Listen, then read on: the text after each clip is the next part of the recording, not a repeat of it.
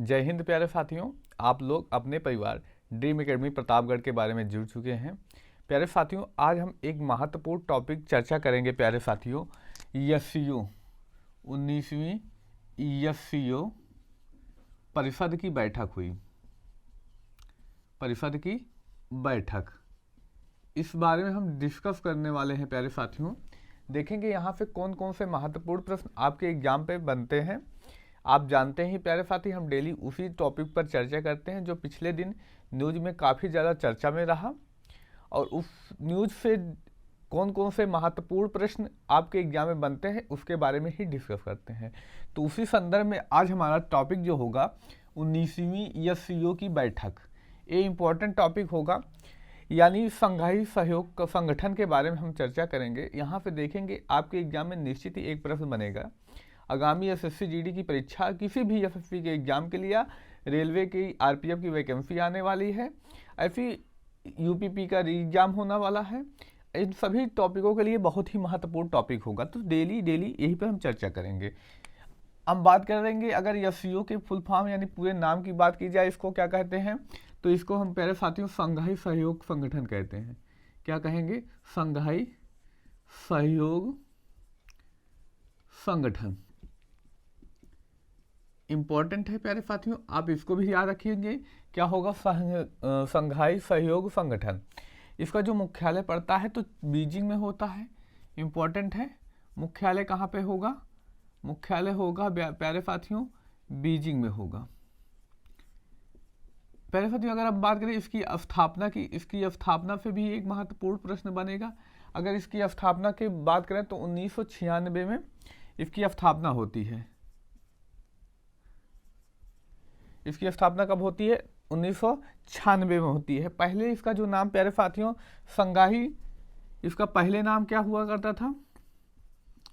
पहले नाम अगर हम बात करें, देखिए अब इसको संघाई सहयोग संगठन के नाम से जाना जाता है वर्तमान समय में एससीओ के नाम, लेकिन पहले जब इसकी स्थापना की जाती है संघाई 5 के नाम से जाना जाता था। किस नाम से प्यारे साथियों? संघाई 5 के नाम से जाना जाता था। ये 5 क्यों? क्योंकि इसके स्थापना के समय यहाँ पर 5 सदस्य थे। इसके जो संस्थापक देश थे रूस और चीन थे। इम्पोर्टेंट संस्थापक देश कौन थे? रूस और चीन इसके संस्थापक देश थे। रूस और चीन क्या थे प्यारे साथियों? इसके संस्थापक देश थे। किसके? संघाई 5 के, जो वर्तमान में एससीओ यानी संघाई सहयोग संगठन के नाम से जाना जाता है। लेकिन प्यारे साथियों अब प्रश्न बनेगा, जब इसकी स्थापना हुई तो इसे संघाई 5 के नाम से जाना जाता था, तो इसका नाम कब चेंज किया गया? तो 2001 में इसका नाम एससीओ रखा गया। यानी जो इसका नाम चेंज कर दिया गया, कब चेंज किया गया? 2001 में। स्थापना के समय 5 देश सदस्य, वर्तमान में कितने देश हैं? तो वर्तमान में 9 देश हैं। वर्तमान में कितने देश प्यारे साथियों हैं इसमें? तो 9 देश हैं। अच्छा, यहाँ पे प्रश्न और क्या बनेगा कि 5 देश तो हैं, 9 देश हो चुके हैं, तो इसमें से कौन देश कब शामिल हुए? तो इसमें 2 प्रमुख नाम आपको याद रखना है।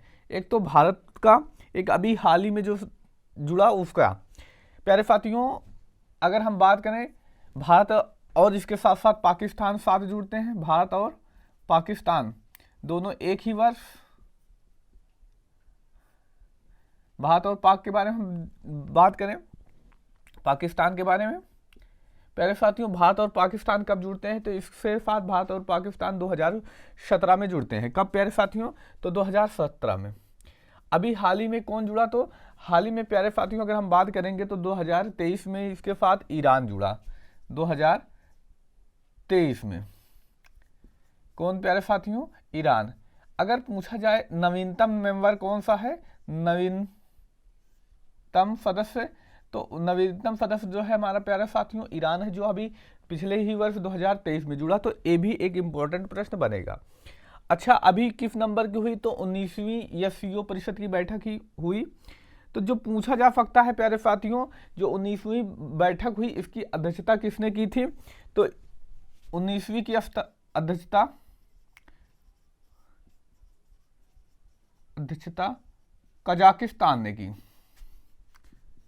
अध्यक्षता क्या कह सकते हैं कि मीटिंग जो इसकी हुई कजाकिस्तान की राजधानी अस्ताना में हुई। एक प्रश्न पूछा जा सकता है, अभी हाल ही में समाप्त हुई पिछले दिनों, तो इस वजह से आगामी एग्जाम के लिए तो बहुत इंपॉर्टेंट बन जाती है। जो एससीओ की 19वीं बैठक हुई, ये कहाँ पर हुई, एक इंपॉर्टेंट प्रश्न यही बन सकता है।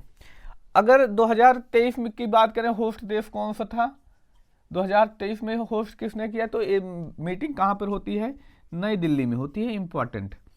अच्छा, एक प्रश्न और पूछा जा सकता है, इसे आपको जानकारी रखनी चाहिए। जो कजाकिस्तान में बैठक हुई, भारत की तरफ से कौन, इसमें भारत की ओर से कौन शामिल हुआ, तो अजीत डोभाल साहब, अजीत डोभाल साहब इसमें शामिल हुए। बाकी इससे और कोई महत्वपूर्ण अब एससीओ से प्रश्न नहीं बनेगा। आई होप जो यह जानकारी बताई गई आपको बहुत अच्छे से समझ में आई होगी। प्यारे साथियों, हम डेली डिस्कस करते हैं पिछले दिन जो न्यूज़ चर्चा में रही उससे आपके एग्जाम में कौन कौन से प्रश्न बन सकते हैं। तो पिछले दिनों एससीओ जो हमारी जो 19वीं बैठक हुई, ये काफ़ी चर्चा में रही प्यारे साथी, इसलिए हमने आज इसके बारे में डिस्कस किया। ये 2024 और आगामी 2025 स्टार्टिंग में जितने भी एग्ज़ाम होने वाले हैं उनके लिए बहुत ही इंपॉर्टेंट होगी। खासकर तो आरपीएफ और यूपीपी री एग्जाम और एसएससी जीडी की जो वैकेंसी आने वाली है, और एसएससी की एमटीएस सीजीएल इन सब की वैकेंसियाँ आने वाली हैं, वहाँ करंट अफेयर के रूप में ये महत्वपूर्ण टॉपिक आपको देखने को मिलेगा। आई होप जो जानकारी आपको बताई गई एक महत्वपूर्ण जानकारी, उसके बारे में, इस एग्जाम के बारे में, करंट अफेयर के बारे में, पेपर से लेकर जो चर्चा में रहा, आपको बहुत अच्छे से समझ में आई। अगर समझ में आई है तो अपने मित्र भाई बहन में शेयर करें, और आप भी चैनल पर नए आए हैं तो सब्सक्राइब करके जाइए।